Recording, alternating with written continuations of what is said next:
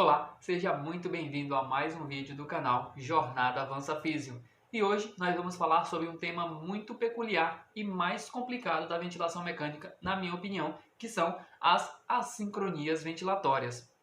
Sabendo que a sincronia ventilatória é uma parte da ventilação mecânica que é bem complicada e bem extensa, a gente vai dividir aqui no canal as sincronias ventilatórias em três partes. E hoje nós vamos falar sobre uma das partes da sincronia ventilatória, que é a sincronia de fluxo.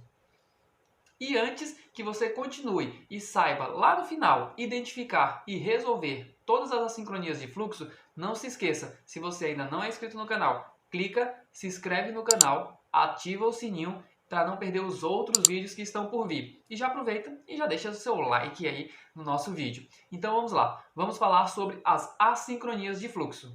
Então vamos lá. Quais são os tipos de assincronia? Você falou que a sincronia é um negócio bem extenso e a gente vai dividir a sincronia aqui em três partes. Então vamos dividir quais são as partes que se dividem a sincronia ventilatória. Então, a sincronia ventilatória ela é dividida em assincronia de disparo, assincronia de ciclagem e a assincronia de fluxo, que é a que nós vamos abordar hoje aqui no canal. Então, vamos para a sincronia de fluxo. Nós temos dois tipos de assincronia de fluxo dentro da ventilação mecânica, que é o fluxo insuficiente e o fluxo excessivo. Então, o nome ele já diz muita coisa sobre o tipo de assincronia. Então, vamos falar sobre o fluxo insuficiente. O que é o fluxo insuficiente? O fluxo insuficiente é aquele fluxo que nós programamos no ventilador mecânico ou que está ajustado em algum parâmetro extra do ventilador mecânico que está sendo entregue de modo insuficiente para o nosso paciente. Ou seja, o nosso paciente ele está precisando de uma demanda maior do que aquela que nós estamos entregando para ele. Então, quando nós entregamos um fluxo insuficiente para o paciente, ele vai nos dar alguns parâmetros ali, tanto na ventilação mecânica quanto quando você olha para o nosso paciente, tá ok? Mas para a gente entender, o fluxo insuficiente é um fluxo que o paciente, que nós estamos entregando para o paciente muito baixo, menor do que a demanda que ele está precisando, ou seja, ele está querendo muito fluxo e nós estamos entregando um fluxo baixo para ele. Como nós identificamos se esse paciente ele está com fluxo insuficiente ou não? Duas formas nós temos de identificar, olhando para o paciente e vendo se esse paciente está com esforço respiratório, está sendo ventilado, e você olha para ele está puxando o ar com aquele esforço respiratório, isso quer dizer que a gente está entregando um fluxo insuficiente para ele está querendo mais fluxo, ele está com fome de fluxo, que nós vamos ver aqui na frente. E nós podemos ver também no gráfico ventilatório. Esse é o gráfico que a gente vê na literatura. Então, na literatura, a gente vê que aqui, ó, aqui na curva de pressão, ele vai ter esse abaulamento para baixo, essa concavidade para baixo. Quando ele apresenta essa concavidade para baixo, ele está me dizendo que o fluxo que nós estamos entregando para ele é muito baixo. Então, ele está querendo mais. Então, essa concavidade está me dizendo que ele está puxando o ar na fase inspiratória, que o fluxo que nós estamos entregando é muito baixo para ele. Isso é o que a gente encontra na literatura. E é chamado de fome de fluxo, né? A gente pode encontrar na literatura como fome de fluxo, tá bom? E ela é mais comum em VCV. Por que é mais comum em VCV? Porque em VCV nós ajustamos diretamente o fluxo, ou seja, nós quantificamos a quantidade de fluxo que nós queremos entregar para o nosso paciente. E se essa quantidade de fluxo que nós estamos entregando para o nosso paciente é insuficiente para ele, ele vai demonstrar isso tanto no esforço respiratório que ele vai estar fazendo, quanto no gráfico do ventilador mecânico, tá ok? Isso não acontece em PCV, na maioria das vezes, não que não aconteça, isso também acontece. Porém, é mais difícil porque o fluxo em PCV é livre. Então, a gente vai conseguir identificar também em PCV, mas ela é menos frequente do que em VCV, porque em VCV o fluxo a gente ajusta e em PCV o fluxo é livre, tá ok?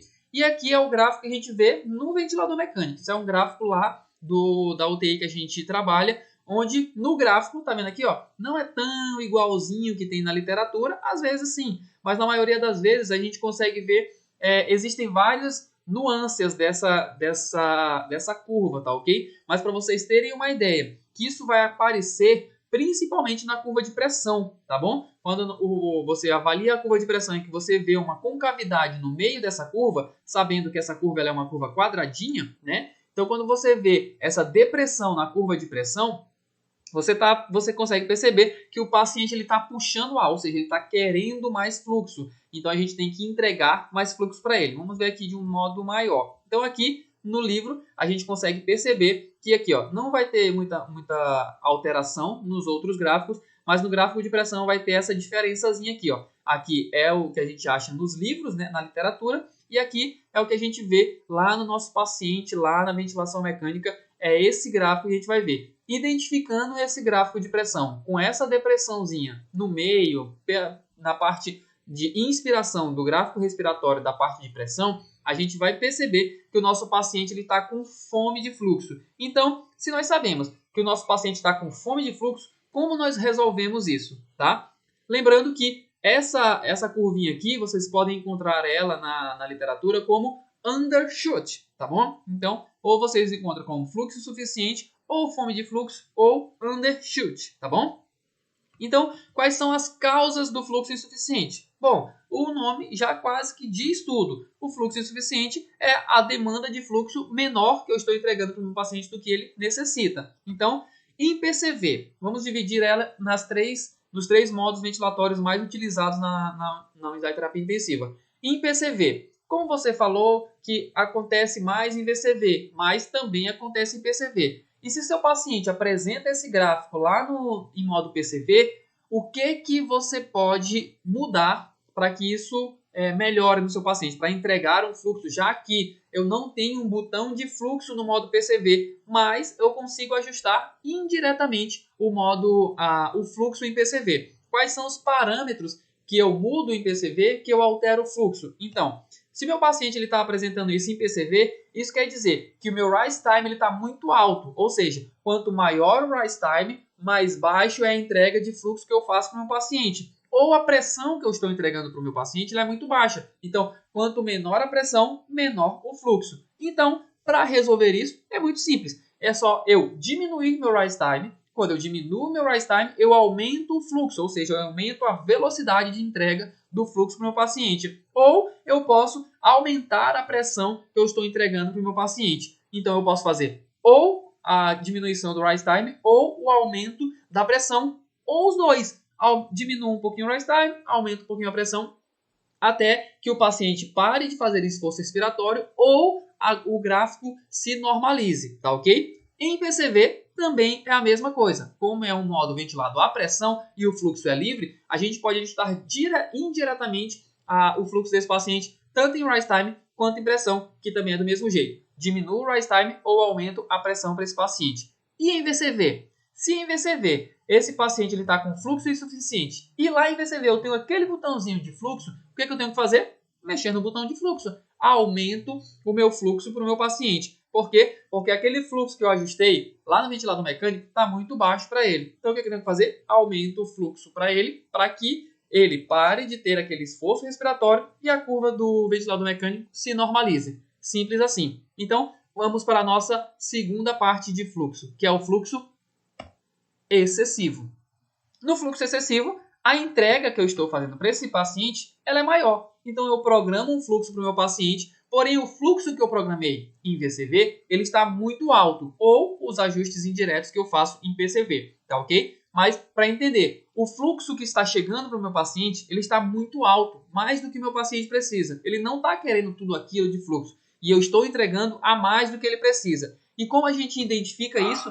No gráfico de pressão e no gráfico de fluxo, tá bom? Aqui, nos gráficos de fluxo, você vai ver essa espícula bem delimitada aqui, ó, tá vendo? Então, quando essa espícula ela fica sobressalente, ela está me dizendo que o fluxo que eu estou entregando para o meu paciente, ela está muito alta, realizando então essa espícula. Então, entrega um fluxo muito alto e a espícula diminui, né? Entrega um fluxo muito alto, que aí joga essa espícula para cima e normaliza. Isso está me mostrando que o fluxo que eu estou entregando é muito alto para o meu paciente. Eu consigo identificar isso tanto na curva de pressão quanto na curva de fluxo, tá ok?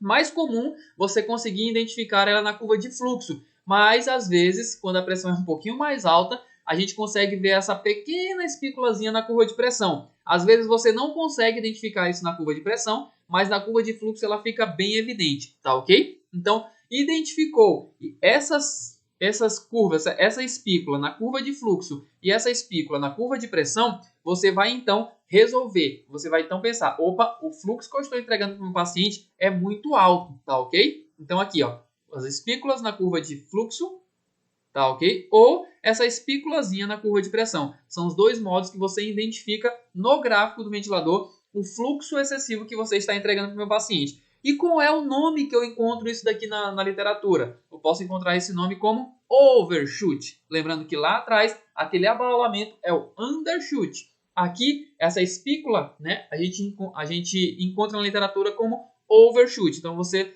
pode encontrar na literatura, quando você for ler sobre fluxo excessivo, você pode encontrar essa denominação de overshoot. Belezinha? Então, vamos para as causas e como nós resolvemos o fluxo excessivo.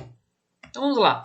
Para resolver o fluxo excessivo em PCV, simples. Eu tenho que, então, aumentar meu rise time, porque o rise time que eu programei do meu paciente, ele está muito baixo. Então, se eu tenho um rise time muito baixo, isso quer dizer que eu estou entregando um fluxo muito rápido do meu paciente. Então, o que eu tenho que fazer? Eu tenho, então, que aumentar o meu rise time. Aumentando o meu rise time, eu diminuo a entrega de fluxo para o meu paciente. Ou eu posso, então, diminuir a pressão. Eu devo estar entregando uma pressão muito alta para o meu paciente, gerando, então, um fluxo muito alto. Logo, o que eu tenho que fazer? Diminuo a pressão desse meu paciente, suporte ou limite, para que, então, o fluxo também caia e eu consiga normalizar essa entrega de fluxo para o meu paciente. Isso em PCV quanto em PSV. Como os dois são fluxos livres e controlados à pressão, eu faço o mesmo ajuste, tanto para PCV quanto para PSV. Eu aumento o meu rise time ou eu diminuo minha pressão de suporte ou pressão de limite.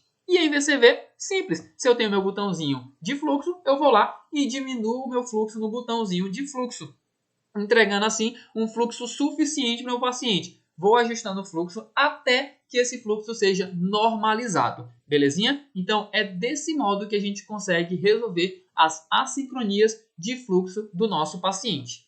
E assim a gente resolve a nossa primeira parte de assincronias ventilatórias. Então, se você gostou do vídeo, clica aqui no gostei, compartilha com a galera que vocês acham que vão gostar. Não se esquece de se inscrever no canal, tá ok? E a gente se encontra no nosso próximo vídeo sobre assincronias ventilatórias. A gente se vê no próximo. Abraço, fiquem com Deus.